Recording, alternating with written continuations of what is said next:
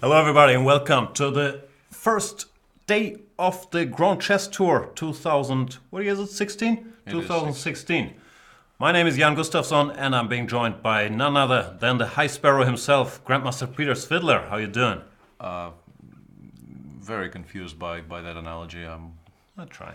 Yeah, I should probably try and let's we'll get to the High Sparrow comparisons later in the show. I think when it disintegrates into all that. But for now, the Grand Chess Tour is about to start with a rapid event in Paris, as you can see from the wonderful panorama behind our talking heads. Going to be a very interesting event. We were discussing it with Jan yesterday. It's going to be a bit of for a rapid tournament, it's going to be a very slow one, I think. It's been a while since I've seen 25 plus 10 being played, which on the one hand will make it, our working days will be long, but on the other hand, it will give players additional leeway to produce their best chess, because those additional 5 to 10 minutes per game, I think, compared to I think the World Rapid Championships are currently played at 15 plus 10, right? And that is a large difference between these two time controls. Just to explain, we are referring to the time control that the players start with 25 minutes for the game, but then they get 10 extra seconds per move. And if you do the math, which I tried yesterday but I failed, if they play like 60 moves and each get 10 seconds extra, the games can last a while. Yeah, the organizers have allocated an hour and a half for every single round, so they assume no game will last more than 90 minutes, so that they can start on time. I think it's important for them to start promptly, because the event is, I think, gaining a lot of traction, and there will be attention paid to it, and it's important for them to stick to the schedule. But yeah, those are for rapid time control. This is a reasonably slow one, and the second part of the tournament will feature a blitz event with the same players, and that also is played with a reasonably slow time control as far as blitz time controls go. 5 plus 2, that's not even blitz, that's like a correspondence game in my book. Yeah, that is semi-rapid by all reckoning, I think, especially once again compared to the sort of industry standard of 3 plus 2 these days. So it feels like they're trying to give us some quality chess in spite of the reasonably fast time controls. We got some pretty decent players, right? Like, let's talk through the list. This is a good field, and I think we can also introduce the pairings whilst talking about the field. In round one, we will see the reigning world champion Magnus Carlsen playing against Wesley So. Very exciting pairing right there. This tournament features, if I understand correctly, 2 wild cards, Magnus being one of them. And the second wild card is the French player. Fraisse. Yeah, Laurent Fressinet, who is, as we all know, very weak and very slow, but not weak and slow enough not to get invited to this event. So I once lost a match to Fraisse 3.5. I'm still very, very traumatized, so I'm rooting against him ever since. But Fraisse is a lovely guy, and he doesn't play top tournaments often enough. I think he played in the Alekhine Memorial when it was held in St. Petersburg/Paris in 2013, right? He beat Kramnik. Yeah, won a fantastic game against Kramnik in that tournament. Generally held his own reasonably well, and I don't think he gets all the invitations he could potentially get. So it's nice to see him in this field. He's playing white against his compatriot Maxime Vachier-Lagrave, who is currently playing everything under the sun. And he also has his highest live rating ever, this MVL dude. He's like 2795 or something. Yeah, pretty close to 2800. At some point, I think he was like within one victory in the recently concluded French club championship to cross the magical 2800 threshold. But we've all been there. It's very painful when it doesn't happen. Exactly. Yeah. I'll be playing a match against him later, not even that much later in the year, towards the end of July. So I'll have to deal with the machine later. But put him in his place.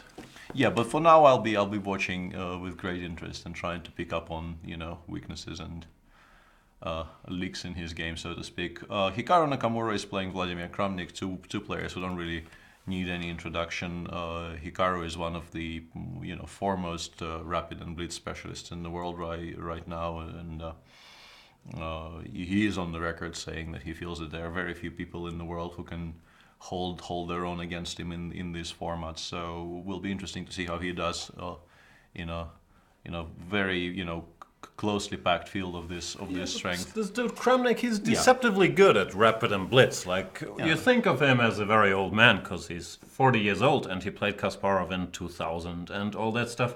But he's very good. I think he was third in the recent World Blitz Championship, and in rapid he's also. It's not really at all surprising for me because I've grown up sort of. We are almost the same age, and I've played plenty of blitz. Are you slightly younger? I am somewhat younger, yeah, but not by any kind of decisive margin. Are you 40 yet? Let's talk about. I'll be 40 in a week. How do you feel about that? Despondent. And you can choose. Let's open a thesaurus and look for synonyms for. Speaking of 40, Vasilin Topalov is also 40 years old. He's been talking about how old he is, like for the last 40 years. But he can still play, not consistently, one has to say. He's had some horrible events, but he's looked better recently in Norway chess. Absolutely. I think he scored +1. And with him these days, you don't know what you're going to get. But if you do get, the good Vasilin, his best game is still tremendously good. So you're saying Vasilin is like a box of chocolate? I am saying something along those lines, probably. I guess I don't know. And he's playing in round one. He's playing white against Fabiano Caruana, who's been on a very, very hot streak and is showing tremendous chess both in terms of results and in terms of, I think, quality of play. He has this bad habit of losing every last round game, but he's been crushing everything and playing spectacular chess. Also in Shamkir he was cruising and playing great chess, but then he lost to Mamedyarov, I think in the penultimate it was this time, and got caught. Yeah, that tournament seemed like a somewhat uninteresting two-horse race for the majority of the tournament, and then Shah crashed the party and won. It was a very exciting finish to what did not really feel like it will be very interesting from a sporting point of view event for a while. And in our last pairing, one last note on Caruana. I was checking the live rating list for Rapid before. And he's not on it because apparently he's inactive in Rapid chess. I didn't know they had such a thing. He has like a 2800 rating in Rapid. So he's not weak in Rapid as in Blitz, or supposedly weaker. But he doesn't seem to play much Rapid, so he's inactive. I think he missed the Berlin World Championship. But there aren't really enough official Rapid tournaments around, I think. And there should be more. I'm on the record saying I don't really feel classical chess needs to be replaced or particularly severely adjusted. I still like classical chess a lot, but I'm very much in favor of all kinds of chess being played on a regular basis, and it's good that Grand Chess Tour now includes some Rapid events which will attract additional audiences. I think there are people out there, I'm very well aware of that, who feel that the shorter the time control, the better. I've heard of that discussion. I like everything. Yeah, no, I think that there shouldn't be talk of replacement, but there definitely should be variety, and very strong Rapid tournaments are very exciting to watch. There can be no doubt about that. And in our final game of the first round, Anish Giri is playing white against Levon Aronian. Also an interesting pairing to a degree, because there's been some... To a degree, shots fired. Yeah, there's been some shots fired recently in that pairing, somewhat unsurprisingly, mainly from Anish's side. Lev, I think, these days he's matured a lot, and he's not really... It's not that he never fires any shots, but he kind of stays above the fray for the majority of the time. But Anish has said some things. Yeah, Anish doesn't have a great score against Levon, even though most of his losses date back to when he was very young. But there's certainly some tension, which we've seen in Norway Chess and the press conferences, and Anish's writing, which I greatly enjoy normally in New Chess. Sure. But he has very strong opinions on many of his rivals' compatriots. If I was one of those, I could understand why people, don't like everything he says. They'll play 3 games in Paris, 1 Rapid game and 2 Blitz games, so it'll be interesting to see how that goes. By the way, in case you think we are in Paris, you are mistaken. It's fake. It's modern CGI technology. This is not a fungi growing out of my hat. It is the Eiffel Tower, but we're in Hamburg in our studio. Still, you can interact with us using the hashtag, what was it, Paris GCT. You can use the chat on the Chess24 side, which we have an eye on. I have a number of things open. I'm not sure I will be able to actually follow it properly, but we have the Paris GCT hashtag open. We have the EC24 Live hashtag open on a. If the England versus Sri Lanka cricket stream has a chat too, you can use that one to interact with Peter. But that's about it. Hashtag C24 Live. We also tend to monitor. So a lot of sources out there to keep an eye on, and I can't wait to keep an eye on these chess games, which I believe, it's the first round, so I think there's some speeches being held. I think there's a minute of silence for Viktor Korchnoi, who recently passed away. Which is also, very appropriate. Yeah, absolutely. So the games will start and eventually, and we will cover them. Even when that happens. What else can I tell you guys? You should do this predictions game thingy just on the Chess24 website. Click on predictions, drag and drop the names in the order you think they will finish. And whoever gets it right, if you're a Chess24 premium member, I believe you can win 1 extra free year of membership, which, sounded insane to me, but people never listen to me. And then there's the top prizes, which are mugs signed by Peter Svidler and myself. We don't want to make them too valuable, so I'll sign them too. And all kinds of swag. So for premium members, everybody can participate, but the premium members can win the cool prizes. What's your prediction? My money's on the Norwegian dude. Yeah, I actually did that for the first time this morning. I clicked on the tab and dragged and dropped them for a while. I have no idea how it will finish. I mean, I think most people will start by dragging. You actually don't have to drag Magnus's name anywhere. It is on the top spot automatically. I think they arranged by rating. I left Magnus there, and then I did some rearranging for the other spots. Important note: you can only do it today. The deadline is you can't do it once round 6 starts, which is the first round tomorrow. So you will have the whole day today to watch how this event unfolds, and even after round 5, you can still rearrange your 10 names whichever way you feel appropriate. And there are some reasonably cool prizes to be won if you do it correctly.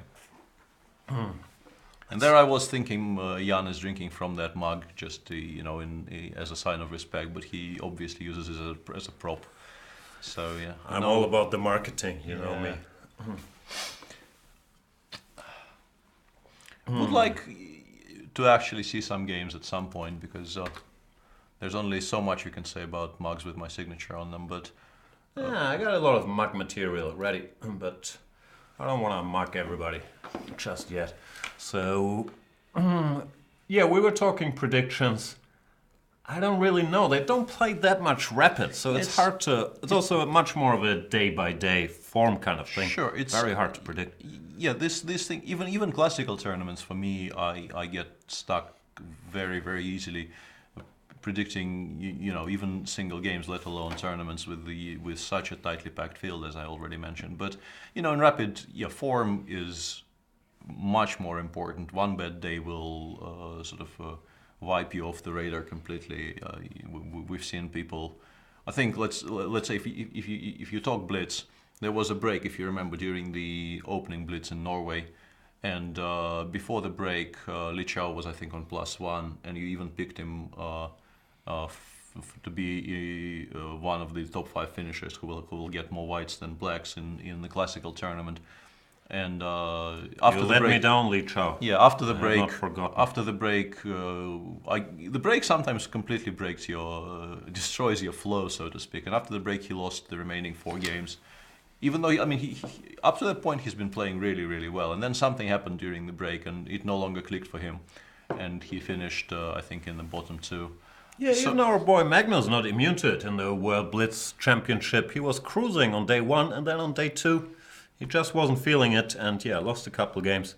It's very hard to reverse the trend if things aren't going well, especially in Blitz, but in Rapid, I believe. It's a similar flow kind of game. I have a feeling games have started, so maybe we should try and get some actual moves to discuss. Some chess to talk about. Yeah. All right, why not? Not fully done with the predictions, but let's jump into The beautiful world that is the semi-Tarash. Yeah, over to One you. of- Over to you, Aggers. One of Vladimir Kramnik's favorite openings. I've been talking ad nauseum recently that I wanted to do a repertoire series on this thingy, but there's been a recent game, Carlsen against Kramnik, which has caused not only me and my repertoire series, but also Kramnik himself some repertoire problems, because Carlsen showed a new plan here. We commentated during Norway Sure. Chess, which puts the line in some serious trouble. Therefore, Kramnik has reverted to his secondary move, knight takes d5. I believe he's played this against you. Yeah, amongst I other lost people. a game to him recently in the Russian clubs in this position. I decided not to play e4 for some reason, which is a bit of a ridiculous decision, to be honest, especially considering what I did play instead of it. I still shouldn't have lost. I mean, it's kind of difficult to lose these positions with white without working very, very hard at it. But I managed finally.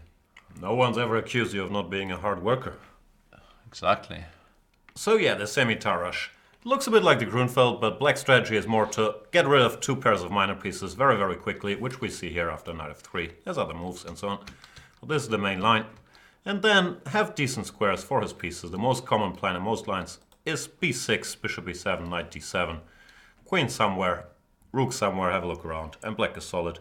But white has had some success, especially with the move rook c1 in this position. This has overtaken bishop c4 as the main line.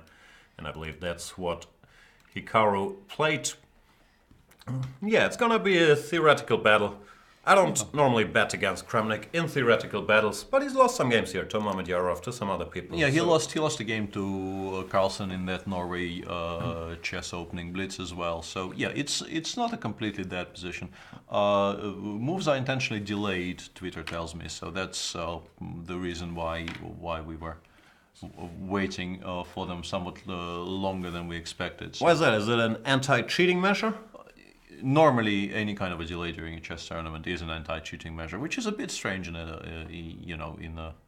especially in a rapid and blitz tournament. You don't really, I mean, Yeah, also with those guys at the very top, normally there's no delay. It's a bit more common in open it's- and league tournaments. But yeah, it's a bit surprising to see that there, if our information, I mean, who am I to doubt information I've just read off Twitter? But no one ever lies on Twitter. you yeah, know that. but if it is correct, it's somewhat surprising considering the level of the event and the fact that it's a rapid event. But it's becoming a bit of an industry standard once again, and maybe not a bad thing, to be honest, because if you can sort of dispel any doubt even before the tournament starts, it's better for the spectators, I think, to have this increased security in place.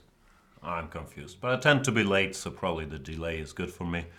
Let's look at some other games. We have a theory battle in a line you might know a little something about. It's Monsieur Fressinet against MVL. I refuse to say his full name because it's too long and everybody's used to it.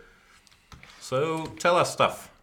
Well, this is a somewhat newfangled way of getting the rook b1 Grunfeld for white, whilst simultaneously making sure that black plays bishop g4 and not some other system against it. You start with bishop e3, rook c1, and in this position, white goes bishop e2, queen a5, It castle. has to be pointed out bishop g4 is far from the only move. Queen Sure. a5 is actually Sure, a but bit more of a main line. But this has actually been discussed at a reasonably high level This is recently. Carlsen MVL, isn't it? Yeah, bishop e2, queen a5, and the idea here is to castle, make black take on a2, and go rook b1 here, which transposes this position already is a theoretical position from the rook b1 line, but as I mentioned, bishop g4 is not the only move black can make there. Also, CD and queen a5 is not the only line here, of course. Absolutely, yeah, but in this position there's all kinds of stuff. There's b6, queen e6, lots and lots of moves. Magic. Yeah, so it's the same position. Knight e6 is by far the main move here, and they've been playing rook takes b7 here, which in my youth, so to speak, was Well, this was chickening out. This is like sort Yeah. of a safe draw where you can pretend a bit, but it's nothing. But things have changed, yeah? Yeah, it's never really been considered to be particularly dangerous in when I was first studying this line for black. But I think they found some semi-ideas there. It's a bit surprising. Yeah, That's the d5. main move. D5 normally is the main move, and now black plays. I think the main move currently is knight a5, and here there are actually some issues. You can play bishop g5 or bishop c5, and there's the main line, I guess, is this strange position with an extra exchange which arises after bishop c5, b6. Oh, they do this. Yeah, right? bishop e7, rook e8, d6, knight c6, and I used to think it's completely equal. I am no longer as sure as I. No, you don't take on e8. I think this early. I think you play h3. Where? Knight takes e7, h3. I think. No. H3 here. Losing a lot of material. Maybe not. I think so. Yeah, I think this is how you get it, and then you take on e8 later. And yeah, I think it used to be considered to be more or less a dead draw, these types of positions. But then, in particular, let's say the game Sergei Karyakin played against me in one of the Russian super finals, I think the one in 2013, which I ended up winning on tiebreak from Jan Nepomniachtchi. In the last round, I played this position with black against Karyakin, and I did end up making a draw, but I did not really enjoy it a great deal in the process. And it's interesting that, despite perhaps the last really serious game played in that variation, causing some trouble for black, people are now taking on b7 here, and d5 has sort of disappeared. People know stuff, especially Fressinet, of course, MVL, one of the biggest Grunfeld experts out there.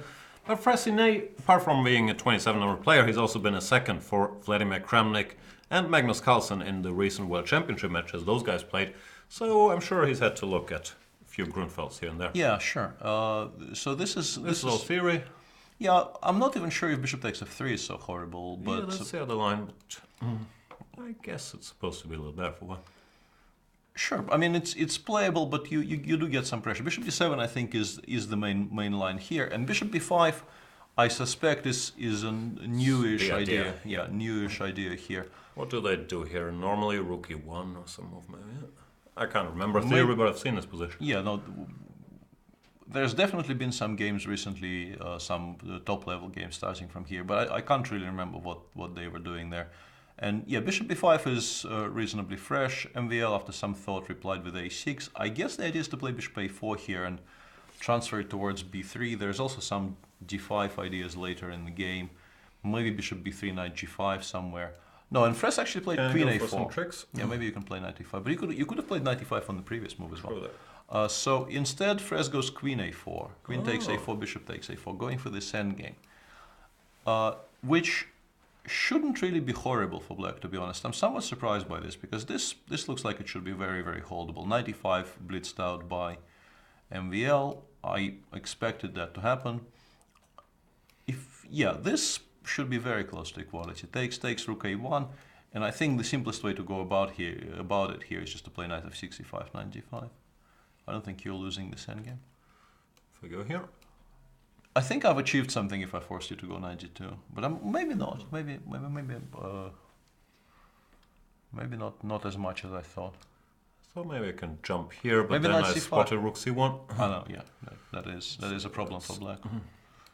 That is definitely a problem. You can go rook a8. You can sort of switch to rook. Well, it's not even that passive, because you do want to push your a pawn up the board. But after rook a5, yeah, there is some pressure for white. Yeah, it's the usual. It's not going to refute the Grunfeld, but it's a nice little idea, probably very risk-free, where if black is not super precise, you get some pressure.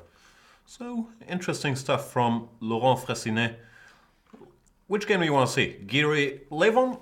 They keep their discussion of this line. They play against each other all the time. This continues from the candidates on to Norway Chess, and they're playing the same-ish line again here. But finally, Lev it's not the same-ish, it's the Queen's Gambit declined. Well, but Lev has been playing c6 after c5, and today he switched to the plan which is much less fashionable than it used to be, let's say, 5 years ago.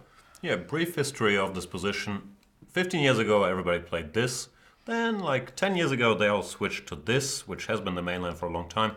Some dudes like Fabiano and Giri tried to popularize knight e4, but they are not going there this much. And c6 has made a comeback, thanks to Levon and some others. But now Levon is sick of this ongoing discussion with Anish and goes for the old main line. Knight h5. Knight h5 and trapping the bishop. This has been obviously a topic of very serious discussion. I've been part of it on the sidelines, so to speak, because Alexander Grishu kept on playing against people who played this against him in the candidates in Kazan. So I haven't looked at that much Queen's Gambit declined before or after in my life.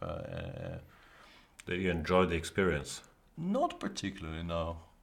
And I didn't enjoy the conclusions either, but... So this is a highly theoretical position. White has some extra space and tries to keep his grip on it. The main try for a while was some, if this is the correct position, which I think it is, some very sharp stuff like takes. Yeah. And now you go b5, cb, c6 maybe. There was some madness here. Knight Something takes, like and this. there was some position with the rooks against the queen, and white has initiative sort of everywhere, but he is down on material, and if black consolidates, he will do fine. But they've moved away from this. Well, there's a lot to analyze here. Rook a7 is a move, and rook fa8 is also supposed to hold. And they've come up with this more quiet approach, which I believe Vichy was... I'm not sure if he introduced it into practice, but he won a high-caliber game against Hikaru Nakamura in Zurich 2015. I think it was this position, I'm not sure. Anyway, white is trying not to do anything immediately, but to stabilize and then use his space advantage later. This game, Vichy-Nakamura, really is a model game for the white strategy here. And yeah, to my mind, these positions always look equal, but if you manage to stabilize with white, I think you strong people, you like space, so you can do something with it. I'm not a huge specialist on this because I don't really play these types of structures very often. I don't get them in my openings, but yeah, it's possible to fight for advantage here, of course, and white is also enjoying a completely risk-free game here, which is sort of always welcome. But winning, you don't win very many of these. No. You win some, but not a great deal. So rook fc1, I'll spare you the subtleties, because I don't know them. I believe Vichy tried to play him with keeping both pairs of rooks on the board by going rook b1, rook c1, knight e2. But rook fc1 shows that Anish doesn't mind further exchanges. Now queen b1. This looks like one of these exercises you get from old books on positional play, like how do you fight for the a file. You gotta go rook a7 and then queen a8. Or with white you gotta go rook a2 and then queen a1. But none of these things happen because there's probably other factors in play in this position. Sure, and because we have 5 games and it is rapid, we probably shouldn't dwell on small positional issues in one game for too long. That's what we do. Yeah, there's been even more developments in this game. Even more pieces have since come off. And yeah, typical structure. White slightly better is going to try to press against this. Black should hold by precise play. Yeah, there's simply, I think, not enough pieces left because the knight via g6 will get to e7, will in some cases will threaten to go to f5, and mainly what white normally tries to base his advantage on here is that he can attack the c6 pawn with more pieces that black can defend it with. But now that black managed to exchange the bishop on f6 for one of the knights, it's no longer true. So winning a position like this is difficult. Not easy, but you can try queen f5, queen b6. Yeah, sure. The game continues, but actually winning it is not easy. Scotch, let's move to a more exciting position in Topalov Caruana. They're discussing the girl Scotch, which pops up every now and then, most prominently recently by Garry Kasparov in these blitz games he played in St. Louis, where it seemed like he got a winning position with the Scotch after 15 moves in every game. And I was very curious why nobody played knight f6 there, or few people did. But this time around, Fabiano Caruana goes for this weird-looking but well-established main line. c4. I like bishop a6 here, but knight b6 is still a very healthy line. And yeah, it's interesting because I don't actually remember Veselin doing this very much. I mean, the Scotch with white, so it's a bit of a deviation for him from what he generally does in the opening, but. He keeps on saying, as some of us do, that he doesn't work on chess anymore. But as with most top professionals... No one works on chess, except Fabiano Caruana. I think he admits that. He works once in a while.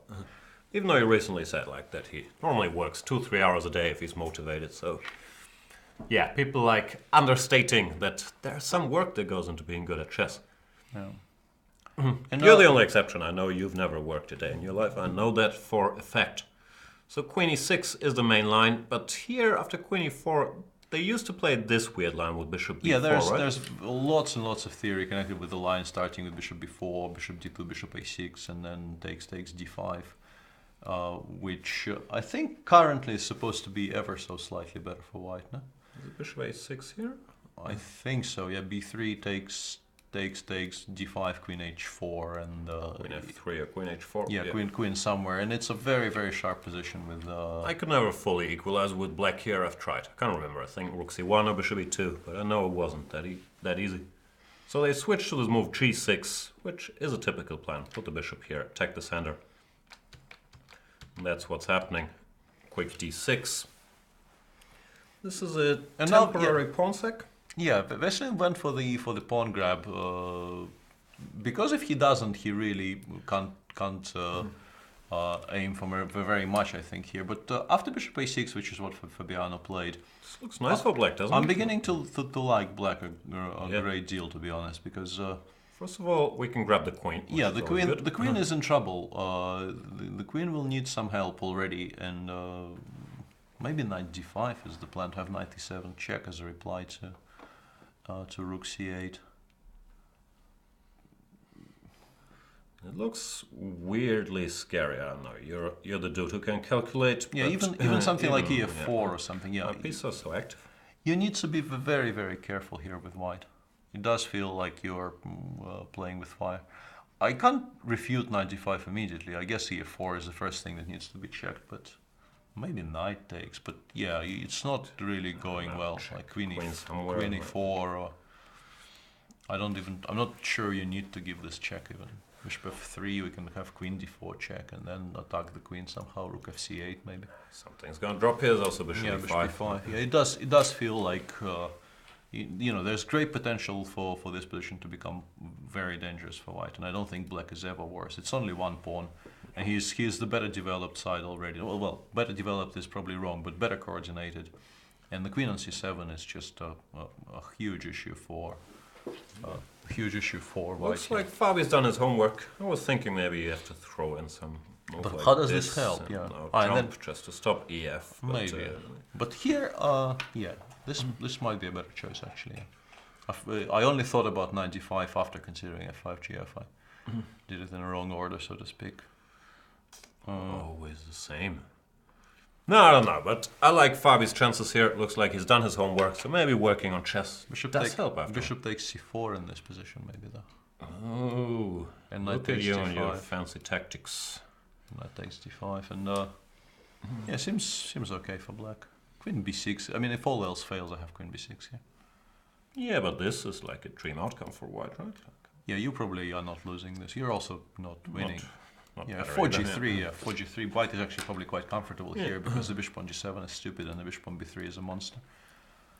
Sure. Who knows? Still, it feels like Fabi's doing well out of the opening. Shall we stop completely ignoring the world champion? Maybe not yet. Yeah, maybe we should actually visit this game once. This is Magnus Carlsen playing white against Wesley So, and the discussion of an opening we all love dearly. Yeah, the anti-Berlin. d3, bishop c5, c3, castles, d6. I don't really want to spend too much time. If you've been following any top-level event over the last 5 years, you've heard people like us or other people talking quite a bit about the subtleties of this position, why they go h3 now instead of knight bd2, why they've moved away from a6 and started going knight e7. I'm gonna give that speech like 2 or 3 times today, but not this time. Knight e7 is the trendy way, bishop a4 looks like Carlsen home cooking or the typical Magnus. Let's make a move that's not so popular, that's not ridiculous, and get the dude out of book. Well, this is interesting because what he did get was a reasonably well-known position, but with the bishop on c2 instead of a bishop on d3, and black also with a, I think, better bishop position for him, a7 instead of b6. So it's a small detail, but it might be very relevant in many cases. Yeah, but there's a price to pay for getting dudes out of book. Like, I don't think Magnus playing for an advantage. He just wants a position that's slightly different from the one I just showed. That's why he's doing this. Yeah, d5, knight takes. This is sort of a philosophical question here. Do you want to go knight g6 and keep the structure? We've seen many games with this recently. Kramnik, Aronian, and so on and so forth. Many others. MVL Kramnik as well? Or do you want to blow the center open and try to equalize instantly? Yeah, In my book, you're not... Sorry. You're not worse, so you don't really have to equalize by going knight c6, so it's just a play position. But this d5, if it works, right? Yeah. My feeling always was that if black can do this, he probably should, because the position becomes so symmetrical, and if black wants so many pieces will come off that it shouldn't really be very difficult to equalize from here on out. But the position they have on the board right now, I kind of like for white.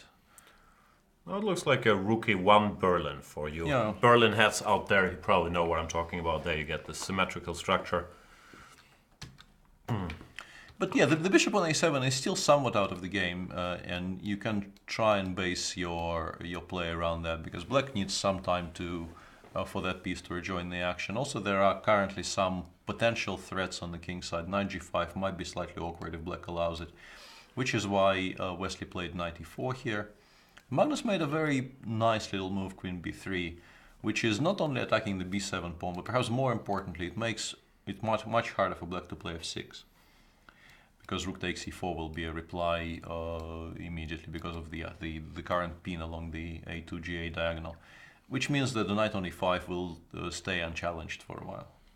Yeah, this looks like a weird position from a textbook about good bishops and bad bishops. That looks can be deceiving, because on paper this is black's good bishop because his pawns are on light squares, and this is white's bad bishop. White's bishop is actually more active on f4 or wherever it goes than this guy for now. I'm also somewhat curious. After queen b3, Wesley played queen c8, and I'm wondering if bishop g5 or knight g5, but I'm not sure which one is stronger.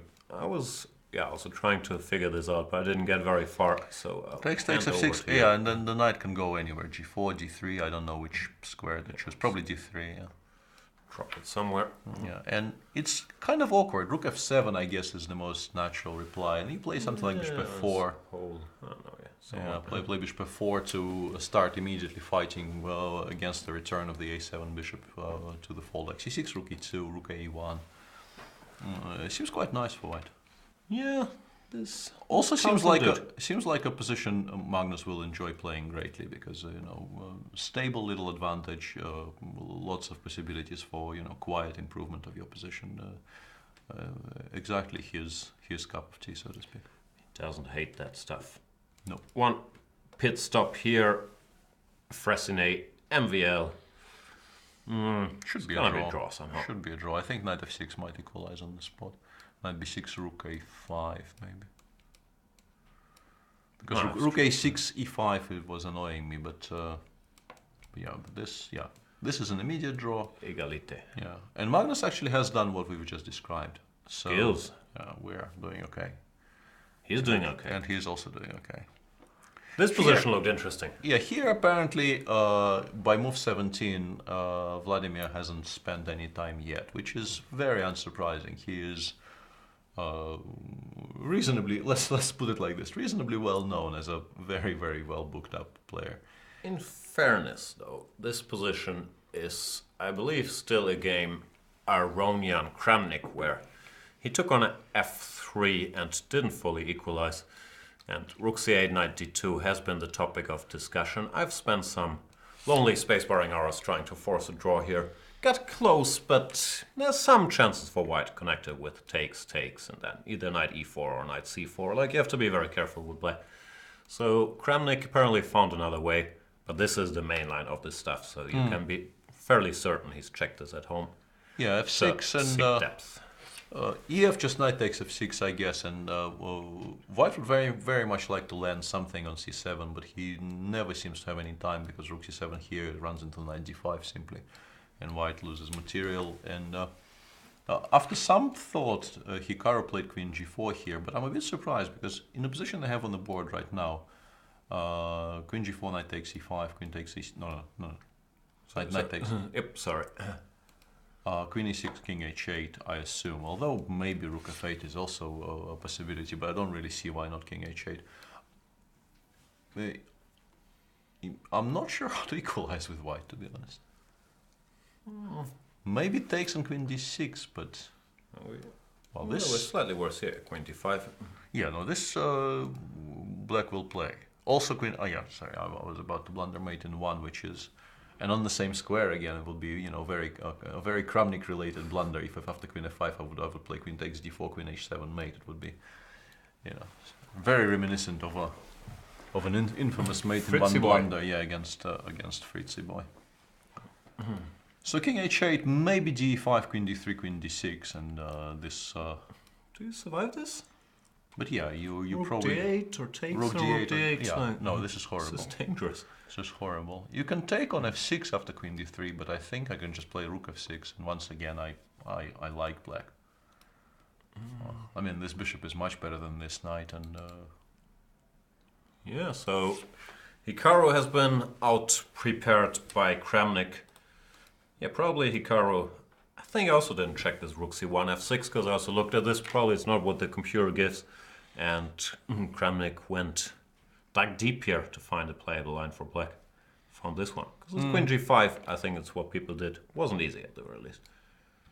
And, yeah. and seemingly he's still thinking after queen takes h6. I'm not entirely sure what's wrong with king h8 because it's by far the most natural response. You can also go knight f7, which looks clumsy though. Knight f7 doesn't really look very natural. Although I mean and also queen f5. Yeah, queen f5 might be a problem there. As mentioned, rook f7 is a move, but I don't really understand why you would. Why would you self-pin? Yeah, I just don't see any reason Also, to do can't that. I go rook c7 with bishop d5? I do have bishop d5 here, Trickery. or queen d5 even actually, threatening queen g2 mate. Yeah. Might be okay. And there are some pictures coming in from Paris on our Twitter feeds, and apparently Garry Kasparov made the first move in the game between Laurent Fressinet and MVL. They didn't trust Fress with his own moves. Also, I think there's some discussion in the chat. If we have video, I think we're expected to get video one of these days, but there's the usual small teething problems like bandwidth or whatever. So we'll keep you posted should it update. Until then, we'll pretend that we're sitting next to the Tour Eiffel. But there is some good chances that video of the players will show up. And in the meantime, Giri Aronian has ended in a draw. Somewhat unsurprisingly, black held this endgame without too much. Keep the love for our boy Anish coming. But yeah, they keep discussing this line, and normally the longer you discuss a certain line from the white side, the more likely it is that the dude on the black side will have it figured out. Because, yeah, in my opinion, chess is a draw, and most of the main lines, the deeper these discussions go, the better they figure out how to deal with it. Yeah, it's not that surprising. And in the Topalov-Karana game, Veselin did play knight d5, ef4 as expected was the reply from Fabi. Veselin played bishop d3, and here Fabiano made a move which doesn't spring to mind immediately. Whoa. It looks a bit style. risky, but Greedy. Got a pawn, let me keep it. yeah, I but like it. the rook on a1 and the bishop on c1 are not currently very threatening attacking pieces, and black will, if allowed, have a chance to, let's say, play, if you play something like bishop d2, there could be many strong things in reply, but the simplest one is just to take on d1, give queen b6, check, and play an endgame, which I think can be only better for black. Probably is a draw, but only black can play this for a win, I'm pretty sure. Yeah, it's dangerous. Yeah, takes bishop c3 probably holds in this precise position, and only because bishop c3 exists as a move, otherwise the bishop on g7 will be just too strong, and the pawn on d5 will be very weak. But after bishop c3, you do get the feeling that lots of pawns will get traded off, and it will somehow Peter out. yes. Thank you. Peter. Anytime. Peter out. But yeah, there's other options too, I guess, for black. Bishop e5 might be a move. Bishop b5? Yeah. Bishop e5. Ah, bishop e5. Bishop e5 might be a move. I keep on trying to make rook c8 work. And, yeah, I was thinking about that, but not gonna be able to do it. And failing, so yeah. Bishop. So close though, like bishop d4. Yeah. Once again, bishop takes c4 is a move again, I guess. Don't really see a refutation of it immediately. I'd take the pawn, of course, but that might be pushing your luck. You can actually do that, I guess. Rook e1 and then switch to the same endgame. 95, that was the plan. Maybe 97 check will be a worry though, first. 97 Spanner king in the h8, works. yeah, and then rook a1. Might be slightly awkward for black. Or not, queen d7. You could maybe actually do that, because the long diagonal is reasonably well controlled by black, and as long as that's the case, it's very difficult for white to create any kind of a serious attack. Who knows, but I like this move g5 by Fabiano. I'm not sure if it's the best move objectively, but it's very combative and will be very tricky for white to handle with these pieces out. Sure. What else we got? We got an endgame in Fress MVL, which I'm somewhat surprised by what Fress is doing. Yeah, I'm not sure. Can we go back about 5 moves? King in the position we were discussing, he went rook a6, king f2, and knight e5. By here, I mean MVL. And knight b6, he just wants to play a3, I guess, and say to white, with your knight on b6, you don't really have the pieces to attack my stuff, so what are you doing? But what happened instead was white exchanged those knights, played bishop c5 and traded off a pair of bishops as well. And now this rook endgame is... Gotta be careful. Yeah, it's probably, I want to say holdable, but I'm not even entirely certain about that, to be honest. It's risky for white. Problem is there's always Zugzwangs. Like, I can't calculate, but in general black has numerous waiting moves here. Rook a8 has been played, but now I guess you play rook f3 and back to a3. And back to a3. How do I Zugzwang you? And although I wanted to say if I get e4, e5 win, I'm happy, but I'm actually not that sure about that at all. Such positions have been lost. Yeah, rook a5, you can very easily lose something like this. No, it won't be easy. So yeah, despite being the first one to introduce a novelty in this game, at least we assume as much from the timestamps, so to speak. Fress is now definitely the side running the risks here. Yeah, he's played g3, but that's also normally a bad sign if you have to start making pawn waiting moves. Like, this might be useful to cover f4 in whatever line, but I don't know. I'd be scared, because black can just chill with rook a7 and see what he's up to. Does he want to put his pawns here? I'm not sure. Touching the king side is always somewhat risky in these positions. But it's still a 4 against 4 rook endgame, so there's got to be some leeway for white. But you have to be careful. As we all learned, you want your rook behind the passed pawn, not in front of it, because here this rook has very limited mobility. And white can never go after this pawn because he would lose all the pawn endgames because the black king is just so much closer to the action. Yes. So dangerous for Fress. MVL played another natural move, h5, grabbing some space on the king side. He's the attacker, so he can move these pawns. No, I think you need to switch to rook f3, rook a3 at some point, maybe already here. I'm not sure if white wants to go h3, h4. It's a move you could make, but I'm not sure it's actually beneficial to you. Does this make any sense? Probably not. Yeah, my king is getting too far away, and now h4 you take and go e5. Take king f4 maybe, but it's a bit... I was wondering about that, because king h4, e5 has to be a draw, but king f4 might actually be a bit tricky for white. Could be. Because you suddenly do run out of sensible things to do. And Fress does give a check and plays rook a3 back, and now the question is, can you afford to allow e4, e5? And if you do allow e4, e5, what's the evaluation of the resulting positions? Let's say you do this, rook a5, I play h4. It might actually be kind of important that I have h4 here. But it might be mutual Zugzwang. But rook a6 though. Rook a6, d6, king d7, and you probably have to go towards that side. Rook f3, rook a5 check, I think you're in trouble there. No, but king f6 maybe.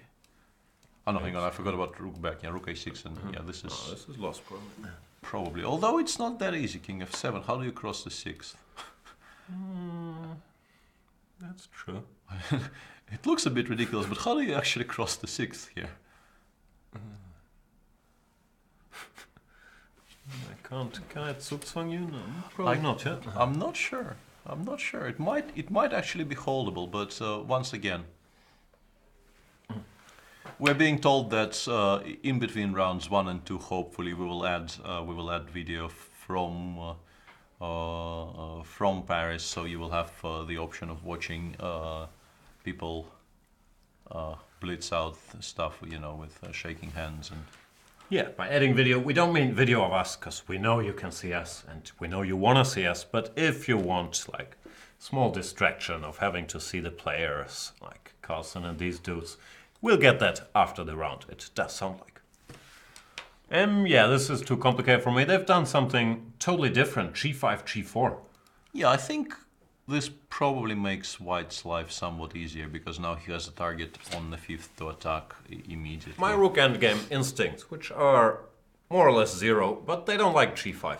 Yeah, I wouldn't really, that wouldn't be my first response. And also, to switch to something we discussed earlier, Vladimir, after a first very serious think of the game, so to speak, does go rook f7 instead of king h8.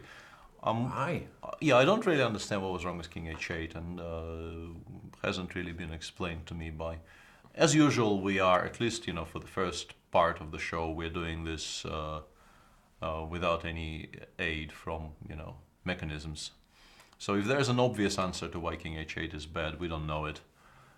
Weren't able to find it by our lonesomes. Yeah, well, rook f7, it's not. You're not pinned for a long time, right? Bishop d5 is there to unpin. Of course, d3 is under attack. So it's probably just calculation, which some line the king it looks awkward, but on the other hand, it's not that easy to exploit the fact that you're pinning yourself here. And the bishop doesn't really have a particularly nice square. c2 b3 is very slow, and also it blocks your own rook. I can play queen d4. I can also play bishop d5 if I want as black, but queen d4 I guess is the simplest. Give me that pawn. Yeah. So I guess he just felt that there are no comfortable ways to exploit this, and it's good to have a rook on the 7th, because now you no longer have to worry about rook c7 in any single. Yeah, we looked at this earlier. Yeah, and here both moves are fine, I think. I quite like bishop queen d5 more. I actually like it more than bishop. Queen e8, yeah. Yeah, this might end up being some kind of a draw, although I'm not so sure. Queen e8. I didn't even want rook e5. Maybe king h7 is strong. King h7 you need to take. I can take on f7, take on d2, but probably should end up in a draw because a7 is hanging. Let's play something like g3 or h something. Yeah, g3, let's say. Yes, it must be a draw. You have to take here. Yeah, or queen e1, queen e5 was worrying me more than f e5, because here I have queen f5 check, but same thing. Yeah, it's the same thing. Queen a7 offer a draw. So yeah. Speaking of offer a draw, MVL didn't share our enthusiasm for the black winning chances, or he bungled it, or anyway, the game ended in a draw without much further ado after g5, g4.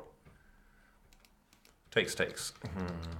They repeated moves here. Yeah, it seems like MVL couldn't find any way to make any immediate progress, and allowing e5 didn't appeal to him, so that game is a draw. Still curious about stuff like this, which looks pretty dangerous.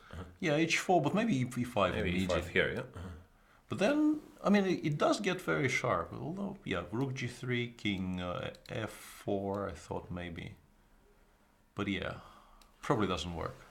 Now you can go back. Yeah, now you can go back. King f4 maybe forces you to go rook g4 check. Now I go king f5, e d6, a3, but it's probably not fast enough. Rook g1, rook a1 probably is a draw. Or maybe white is even better. No, probably not. But yeah. Let's have a look at Topalov Caruana, because I think this is of the games still running is the most exciting one. But black should be doing very, very well here by the looks of things. Queen c5 has been played instead of bishop d2, which we were analyzing, trying to evacuate this queen, and also trying to, hinting that knight e7 and queen takes g5 might be a threat now, and knight c7. But Fabiano, after some thought, played a very, calm, cool, and collected move, rook a8, d8, hitting the bishop on d3, which means that knight e7, queen g5 is no longer really an option. Veselin played knight c7. And because Fabiano likes this developing pieces thing, which Veselin doesn't seem to be that much into. Feels like black should be close to winning, because bishop d4 check is such a huge threat. Something like queen c8 or queen d7 should be queen d7 simply. How do you reply to queen d7? No, isn't it just game over? Bishop d4. I don't really see how you Queen save material, to be honest. The bishop is hanging. 5, bishop d4. Bishop Anyway, d4 if we check. want- It's no, but there's a6 hanging. Oh no, let's show this check. Let's check it. King h1, take on d7. Sorry, take on c5, take on d7, take on c4 with the bishop, and then we will pick up the other things. Fabi played queen h6 instead, but maybe it's just as good. I don't know. Queen d7 looked very strong. Maybe he doesn't want to let. Maybe queen G5 f5. on praise. No, Queen f5. maybe queen f5 here because queen g5. But this looks. Yeah, we take on takes. a6, but this endgame should be close to lost, right? Knight a6, knight c4 should be a very easy technical task here. Maybe he thinks what he does is even better. Yeah, I'm not sure why queen h6 is necessarily stronger than all that, but yeah, the position looks like it should have more than one solution, maybe even. Yeah, and you need to do something. This is a threat. Well, you can play queen f5, I guess, or maybe king h1. But king h1 looks horrible. Yeah, looks like you're getting mated. Yeah, queen f5, but bishop c8, queen e4. Yeah, it looks like you should lose some material somewhere. I'd be very also rook d3. Yeah, rook d3, bishop c4 is. Yeah. No, you don't want to play this position against Fabi, who's one of the better calculators out there. Sure. Yeah, it's a problem for Vachier. He's also, I think, it applies to most people, but to him in particular, I feel that it's important for him to start well in tournaments like this.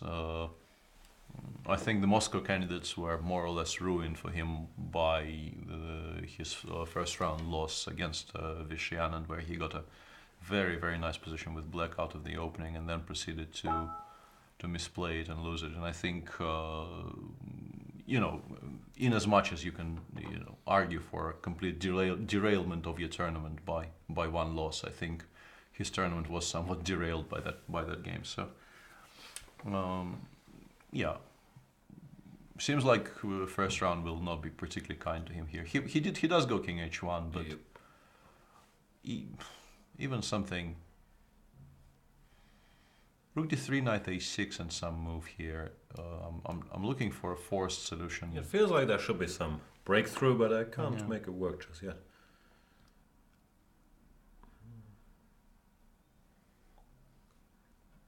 Nah, I got nothing. Like, there's many good moves, but I can't see a win. And whenever this knight goes, there's queen f5 Yeah, or queen exactly. b5, probably queen f5 to try and hit some pieces in return and gain a tempo to bring the knight back to some normal squares. Even this position is not Yeah, great sure. for white, but Sure.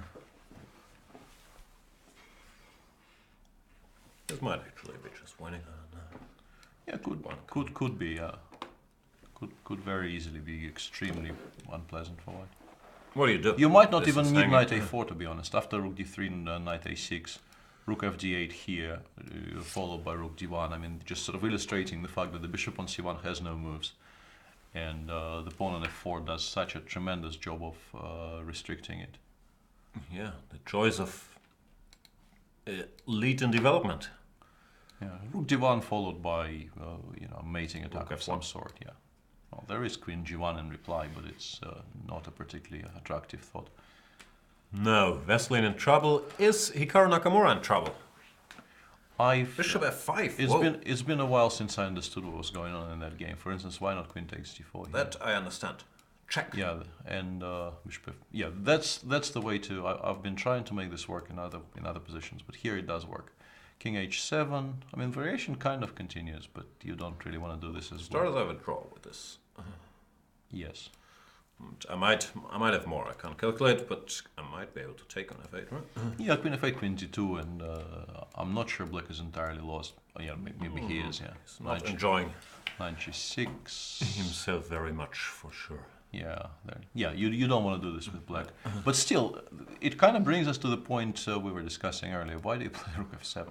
We might actually. I'm curious enough to actually have a look at this seriously in between the rounds, but we don't really have time to do it right now because the game ran away from us a little bit here. Vladimir replied to bishop f5 with g6. Lots and lots of pieces are unprise in that position, and after bishop f5 g6, Hikaru made another tempo move, knight c4. Wow. All of this is yeah, very very difficult to evaluate on You the need fly. some calculating chops to play this position. Yeah, I What's guess going on? Bishop d5? bishop d5, queen d6, I guess, is the idea. And I can't take more pieces than you, oddly. Yeah, queen d6, and if you take gf5, there is d takes e5, and white seems to be okay. Rook d7, I guess black is also... No, knight takes f5. This might actually even be slightly better for white, who knows. Although a2 is also hanging. But let's not get too carried away, because it's just one subline. Apart from bishop d5, there is also knight takes c4, which is something I was wondering about. Knight c4, bishop g6, knight d6. Who is better and why? Je ne sais pas. I have a feeling probably... black is not better, let's put it that way. Really? Yeah. I was about to say I'd probably take black if I had to choose a side here. That's why you're a world-class player. Not necessarily, I just like having pieces. Do something. Let's say king f8. I'm not sure I need this, but... Well, eventually. yeah, sooner or later I would have to make a move like that. Yeah, bishop f7 seems forced. And you don't actually have squares to attack my pieces here, or at least I don't see any squares. They cover a lot of ground, but your king is weak. My king is weak-ish. Weakish. Yeah, I don't think it's all that weak, to be honest. And the light pieces do cover a lot of important So squares are you here. better here? Like, I really don't believe it. Bishop d5. Well, I think if black consolidates, he will be close to winning, but it's a big if, obviously. We'll see if that does appear on the board. What else is there? It's too complex. Yeah, GF, white probably just plays d takes c5, it doesn't look that attractive. At best transposes, but after bishop d5, white might even have other moves like queen f5. And Vladimir did go for knight c4, knight d6, to which Hikaru blitzed out d4, d5, a move I'm slightly confused by, but... What's the idea in a similar line? Does he have some d6? I don't know, it seems like you've created a target you will now have to pay attention not to lose. Maybe rook d1, but let's say queen d6, why would you... It does block in the bishop for now, but it also will require continuous attention from white not to lose this pawn. So. Yeah, it's weird. I gotta leave you alone for 1 minute. There's an emergency you guys don't want to hear about. I'll be back in a second. Sure. Here's the mouse. Here's Peter Svidler. See you soon. Yeah, king f8 has been played by Kramnik. I don't think you can avoid playing bishop f7 here, so I expect that move to be made. Just very briefly, in the game between Veselin and Fabiano played after king h1, he played bishop b7, which is also understandable. It's a tremendously attractive diagonal to have your bishop on. Queen h3 becomes a threat in many positions. Queen f5, and he played rook d7 here. I guess if white plays knight d5, which I think Veselin would very much like to do because he needs to try and exchange some of the attacking pieces black has here, I guess the plan is simply to pick up this pawn and continue with with extra material. But it does feel like maybe we are selling this slightly short, and by we I mean Fabiano. Veselin instead played c5. Which, no, this can't be right. I was wondering if after rook c7, cb, ab, he was planning to go rook takes f4, which looks very attractive until you spot that black can start with rook c1 and then gf4 and just play this position where he's a full piece up. The position after cb, ab is now on the board. Veselin played bishop d2. This has to be close to winning for black. Rook c5, for instance, driving the queen away, or rook d8 might be a strong move. Even something very simple like queen h6, g6 leads to positions which should objectively be close to winning for black, I feel. But yeah, rook c5 is Fabiano's choice. And queen d7, I guess, is the only move that makes any sense here. But yeah, it's a very pleasant choice for black here. Rook d5, queen b7, rook d3 is very strong. Simply bishop c6, continuing to chase this queen around, seems very strong. This looks winning, right? Yeah, Something black on the is d-file and we'll pick up some bishops. Black has an extra pawn, also better position, better bishops, potential attack against the white king on h1. Winning one of these bishops already? What do you do? Maybe queen g4, but then rook d8 probably picks up d8. material. It does feel like Fabiano should be close to winning, or maybe already completely winning. And in the Nakamura-Kramnik game, this is now the position, and Hikaru settled on this interesting idea of just leaving the leaving the queen on e6 and giving black this trade as an option. But if you take on e6, you obviously activate the rook on d1, so it's risky to do that. Sometimes especially a knight and a bishop, two minor pieces, can be a little clumsy against also f4. Rook c1, bishop d5 I wouldn't be that unhappy about, but f4 I am very worried about. Nastier. Yeah, with the ideas of rook d8, rook d7, and picking up the... Yeah, this might be the only move which doesn't lose a piece immediately, but then rook d7, rook f7, rook f6 once again is a huge issue for black. Rook c7 here was maybe also very strong, but you don't want this with black. Will never happen, so we should probably stop discussing this. Yeah, just to illustrate that black shouldn't exchange queens. Yeah. What can he do? Not so easy to make sensible moves. You could make an argument for something like bishop a6, b5, d7. It looks slow, but white also doesn't really have much in the way of active plans. But now that you've given me the plan, and I've just done a series on prophylaxis with Artur Yusupov, I'll manage to prevent your plan. Yeah. Vladimir played b5, acknowledging that he doesn't have too many active moves, and the queen immediately switched to active counterplay, hitting the a7 pawn. After a5, queen a7 will be annoying to meet for black, and yeah. Probably around equal, I guess, this position, because black shouldn't be worse, but white should have enough activity here to compensate for, I think, slight material disadvantage. I still like white's chances. I feel there's more tricks in this position for white, and it's going to be right up Nakamura's alley. In terms of amount of tricks available, you're definitely correct. I wonder what the time situation is. We probably should have the games open somewhere. Yes, we do. Let me correct that. Let me Google it for you. Please don't. Nakamura, 1 minute 42. Kramnik, 4 minutes 3 seconds. So not a lot of time left, but since I get 10 seconds increment, you can play these positions reasonably comfortably for a long time, especially. a6, queen a7 as described, but now black can probably play bishop c8. Now bishop d5, queen d4 would be overloading. Hasty. But bishop c8 is kind of awkward as well, because I can play maybe queen a8, force you to leave the blockading d6 square, and then play d5, d6. Well, if I want to draw, I can certainly go for something like this. Yeah. But I don't want to draw. And when you say you mean which side? White. I still feel black is never really worse here, but I don't know. Let me make some moves.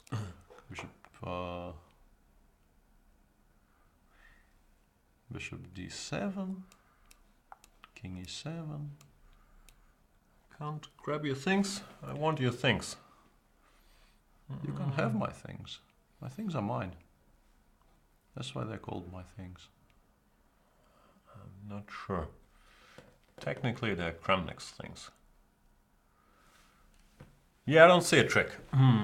The thing is, black does have some issues here with king safety and things of that nature. But there are so few pieces left on the board that you can actually use your king as an active defender, and that makes it much easier for black to withstand white's activity. So you're predicting a peaceful end to this, something like this. I think it's very possible, but I'm not sure. I think Fabiano won. Yep, game over. Which is not very surprising. Where's the mate? Not that we need the mate, but FG. Where is it? FG maybe? Is that mate? The king? No, not here. No, previous move. No, the rook f3, and you might actually lose. Yeah. No, I guess queen h1, queen g2, and then just take on d1. Well, you can take all the material, but it's sad. Yeah, you don't really want to do that. It's not. Yeah, bit xc5, so you just throw in bc5 somewhere. Resigns, but Yeah, nice win by Fabiana Caruana. It looked like a bit of an opening disaster for Veselin Topalov. I'm not sure how long this is theory, but this position just looks too dangerous for white. Yeah, I think Queen C6, Queen C7 has been slightly over-optimistic. But perhaps by this point it's not that easy to turn back. I was wondering if you could switch to endgames by taking on D6 first, but then even endgames might be tricky for you. Let's go to the world champion for a second, who's been trying to restrict his bishop on A7 ever since the opening. And it looked like he had a very comfortable little initiative cooking. Does he still have it? Yeah, with all the rooks, with all the rooks gone, winning this position will be much harder for white. And the bishop still doesn't have a move. Yeah, the bishop will stay on A7 for the foreseeable because it does a tremendously important job of controlling the C5 square. If the knight ever actually lands on C5 and black cannot take it, I think black might lose on the spot. But yeah, the bishop is not a particularly active piece, but it does restrict the white knight quite efficiently here. I find these quiet moves very tough. This A4, A5. When is the right timing to just push your pawn forward, increase some positional gains compared to try to do something active? I guess his pieces are all ideally placed, so he. Yeah, no, I think A4, A5 is very logical here because you make sure nothing will ever change on the queen side. Even some, let's say, queen knight against queen knight endgames might be better for you now because B7 is weak. It also forced Wesley to embark on this somewhat clumsy maneuver of driving the king all the way to C8 to secure this B7 pawn. But yeah, currently Wesley seems to have stuff under control. And I'm somewhat surprised. I think Magnus did this on purpose because Magnus went knight F4 and then did not go back to D3, giving black this option of actually exchanging off his bishop on A7. We played king G1 here, which is an odd little move. Queen D6, bishop B8, we're not getting anywhere. Because this is the move that jumps to mind. But I've been wondering about... No, I guess you're not fast enough. I've been wondering about, let's say after knight D3, queen E6, I had this position on the board. If knight C5 could be actually quite strong anyway. Where, what?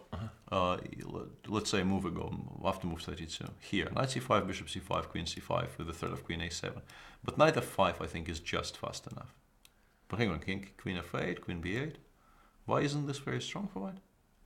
It does look pretty good. I'm confused, but maybe black doesn't need to take. Maybe the idea is to go knight C5, queen E7 or something.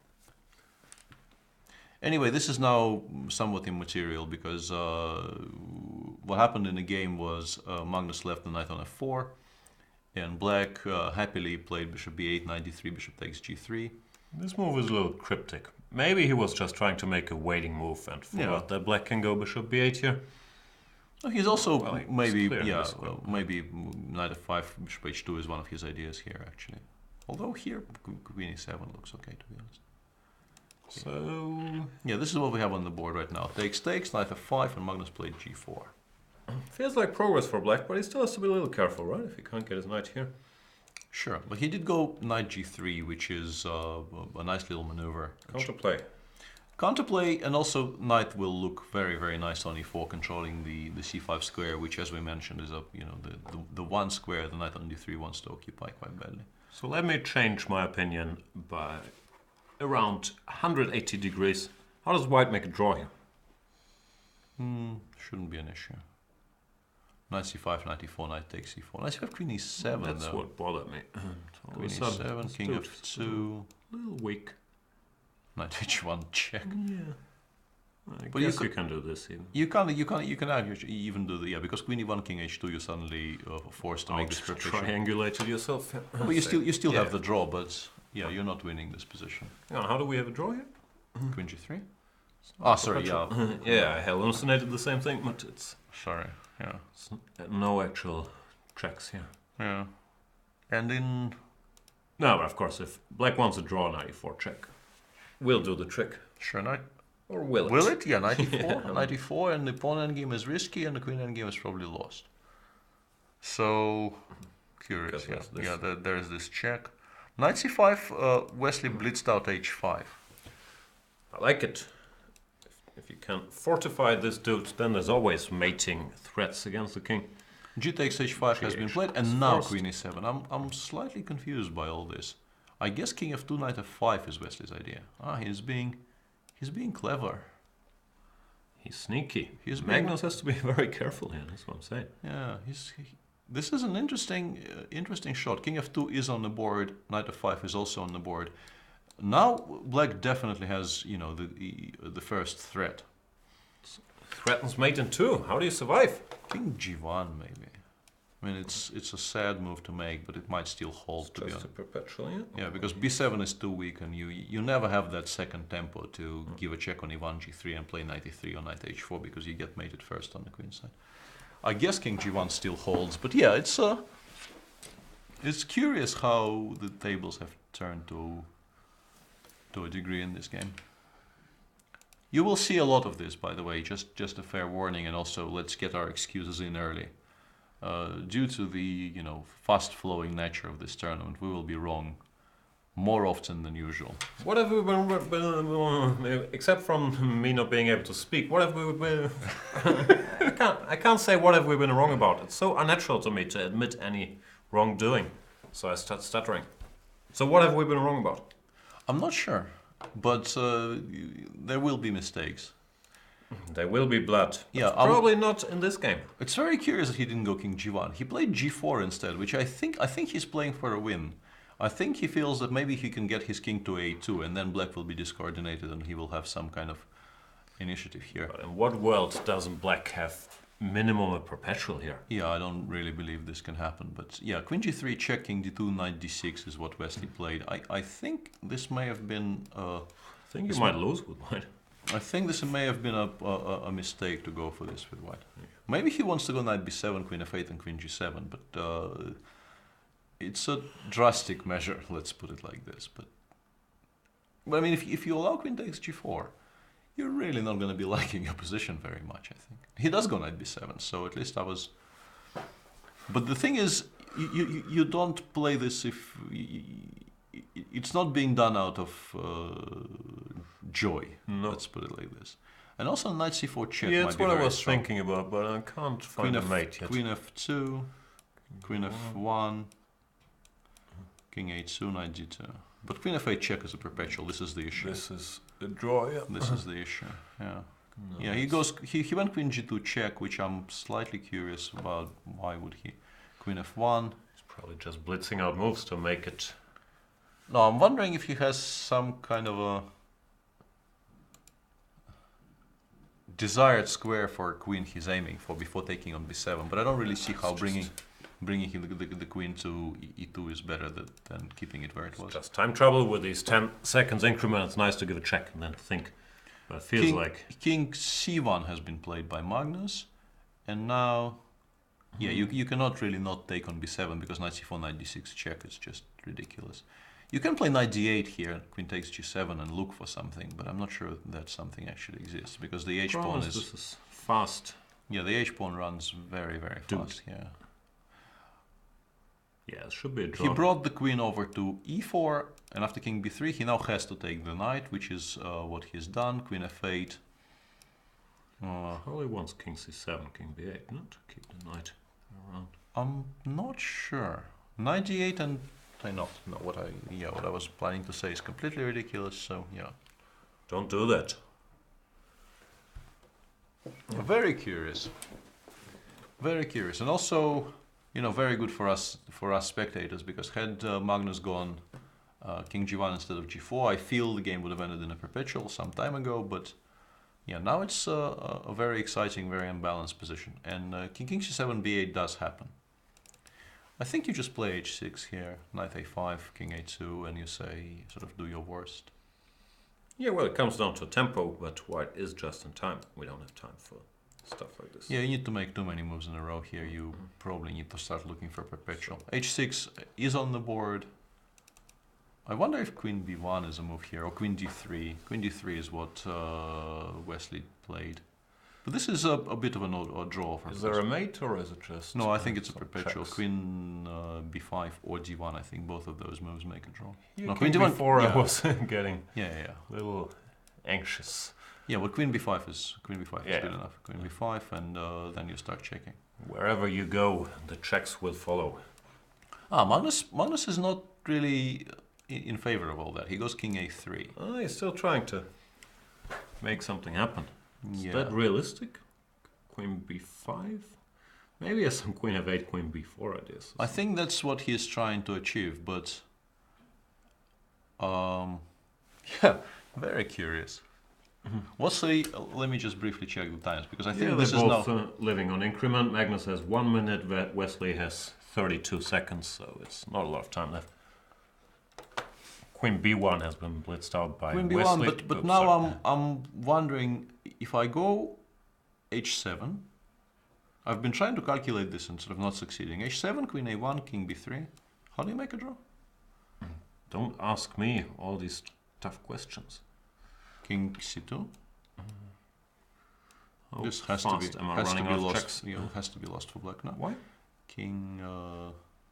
Maybe not because there's queen e1 check there at the end. But let's try this. King g2, e1, f2, g3, h4, It h5, looks like Botvinnik Capablanca.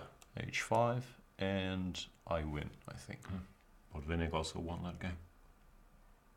And we are headed very, very fast towards all that. So we'll see in Wow, a if second. Magnus won that one a piece down like gambling to avoid the perpetual, that'd be something. Yeah, he does. He tends to aim for that. He doesn't really like. He's very good at dancing on that line of acceptable risk. Like most humans, I think, would just accept the perpetual here after an exciting And actually, Wesley didn't go knight takes a5, and now he will just lose because there are no checks anymore. He went queen g1, I guess missing king b4. And yeah, this is now, I think, a reasonably... Hang on. King a7, h8, queen a1 is on the board, but yeah, I don't believe in this. This has to be lost. Two queens are two queens. Yeah. You still need to make a move, but I guess even queen takes b7, queen g7 check, and king c5. Why not this? Because you're not winning. That's a fair point. But queen g, as I mentioned, queen g7. I mean, sorry, queen takes knight, queen g7 check, king wherever, and king c5, or b3 actually. I like b3. No more checks for you. Yeah, b3 is a very, very snug move here. And then you start picking stuff up. I have this. So you still gotta pay attention. And now I will play king c5, king d6. No. Yeah, has to be completely winning for white, I guess. Yeah, should be. But is there nothing better than giving the queen? It's so sad. Like this is probably not ideal. Yeah, this doesn't feel queen h2 might be winning. Ah, Oh, no, hang on. No, probably is. No, yeah, queen h2, I guess. Yeah, queen a5, king b3. this looks better. Yeah, and then king c2. Now we run away. There's not a lot of checks here. Yeah, so queen h2, I guess. If you don't want to give up your hard-earned material, queen h2 should do the trick. I think Magnus doesn't want to part ways with this lady, which he just met. Is there anything else? Well Queen said, so- F1, but Nah. whatever. B3 or anything. Yeah, any move, frankly. Yeah. Queen gc7 looks very strong there. It's confusing that you have to like moves like Queen GC7. You don't often have to say that. Yeah, it's a somewhat unusual occurrence. And it What? looks like. He Did lost some Magnus time? lose on time? Is he pulling Norway Chess 2015? Is this real? I don't trust that info yet. Yeah, He must have learned his lesson. our importer from PGN says black won that game, which would be a stunning reversal of fortunes yet again, but I have a feeling someone did something wrong with the kings in the center. Because Yeah, that's highly unlikely. I think with this time control and also this being rapid, it's very, very difficult to completely lose track of time. Then again, yeah, you can get stuck calculating whatever, Sure. Queen H2 or Queen B7, and all of a sudden, Sure. No, I mean time's running out. we're not ruling it out, but it would be a very, very stunning development. Can someone inform us what happened in that game? Did Magnus win as he should be due to the number of queens, or did he in fact lose on time? Which I don't believe. Tarjay says Carlsen saw Magnus, 1-0. Magnus won. Yeah, yes. that's So, more yeah. likely. yeah, that makes more sense, frankly, than Magnus losing this on time, because yeah, not in this position. So yeah, Magnus won. Don't panic because of these screen results. Let's take you through the others. Nakamura, Kramnik did end in a draw. Dynamic balance, whatever you want to call it. So did the battle between the two Frenchmen, Laurent Fressinet and Maxime Vachier-Lagrave. Fabiano Caruana won a nice game with the black pieces against Veselin Topalov, punished Topalov's over-optimistic opening play.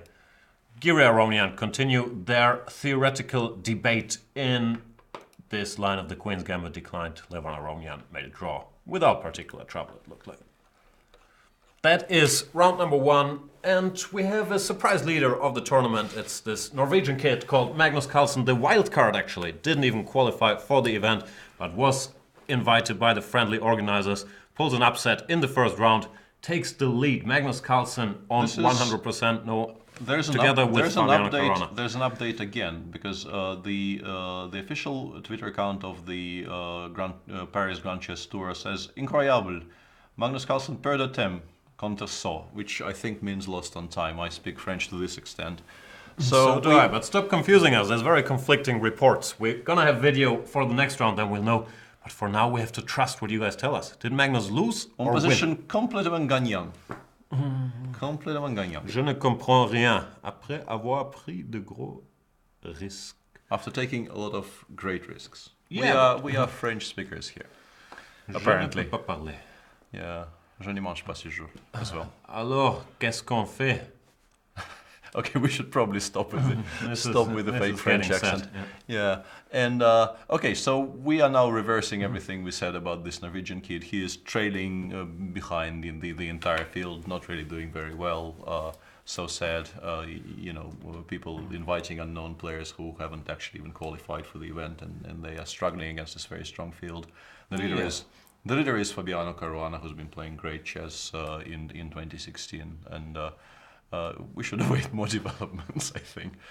Yeah, this is but it's strange that this keeps happening to Magnus. Like in Norway chess, it happened to him because he didn't know the time control. Come on, guys. Every tweet, every update says something different. Someone has to know. Qu'est-ce qu'il y a? No, it does say he lost on time. I mean, the official Paris Grand Chess Tour Twitter account should probably be the one we trust. And Wesley seemingly won on time in a completely lost position. So yeah, the leaders are, I should say, not just Fabiano, but Fabiano and Wesley, who won with black. But Fabiano's victory is somewhat more convincing, I have to say. Yeah, interesting fights in the first round. We gonna go on a short break, then we'll be back with round number 2 with video with Magnus Carlsen, an angry Magnus Carlsen, starting his comeback. Thank you guys for watching the Grand Chess Tour on Chess24. Get your predictions in now that Magnus Carlsen lost. See you guys soon.